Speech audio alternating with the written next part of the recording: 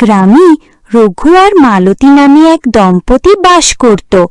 মালতী তার স্বামীকে নিয়ে খুব চিন্তায় থাকত, কারণ রঘু কোনো কাজ করত না, সব আর কতদিন এইভাবে বসে থাকবে? বাড়িতে কোনো খাবার নেই, সব শেষ হয়ে গেছে। এবার আমরা খাবো কি? যাও, ভাইয়ের কাছ থেকে কিছু টাকা ধার নিয়ে বাজার করে নিয়ে এসো। ঠিক আছে, আমি কিছু টাকা ধার করে বাজার থেকে সবজি আর চাল কিনে আনছি। রঘুর ভাইয়ের বাড়ি কিছুটা দূরেই ছিল। ভাইয়ের বাড়ির দিকে যেতে যেতে হঠাৎ রাস্তায় থেমে পড়ল। তারপর ভাবল, এইভাবে অকারণে ভাইয়ের কাছ থেকে বারবার ধার নেওয়া উচিত হবে না। আমার যখন নিজের এক জমি আছে, আমি এখন নিজের জমিতেই চাষ করে ফসল ফলাবো।